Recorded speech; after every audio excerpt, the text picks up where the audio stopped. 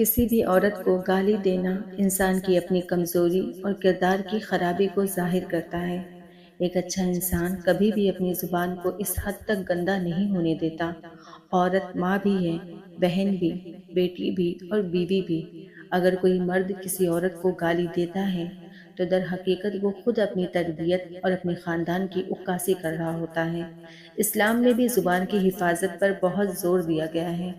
گالی دینا نہ صرف گناہ ہے بلکہ دلوں میں نفرت اور فاصلے پیدا کرتا ہے۔ کچھ لوگ عورت کو کمزور سمجھ کر اس کی عزت کو پامال کرتے ہیں، اس کا مذاق اڑاتے ہیں یا اسے نیچا دکھانے کی کوشش کرتے ہیں۔ یاد رکھیں، عزت دینا ہی اصل انسانیت ہے۔ جو شخص دوسروں کو ذلیل کرتا ہے وہ خود کبھی عزت نہیں پا سکتا۔ عورت کو کم سمجھنا یا اس کی تذلیل کرنا دراصل جہالت ہے۔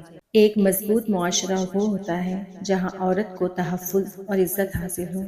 اگر ہم واقعی ایک بہتر معاشرہ چاہتے ہیں تو ہمیں اپنے رویے بدلنے ہوں گے۔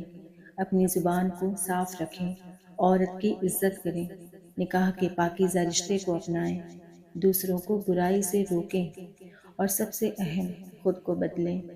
آخر میں بس اتنا کہنا چاہتی ہوں کہ عورت کی عزت کرنا صرف ایک ذمہ داری نہیں بلکہ ایک فرض ہے۔ جو مرد عورت کو عزت دیتا ہے وہی اصل میں ایک اچھا انسان اور ایک سچا مرد ہوتا ہے۔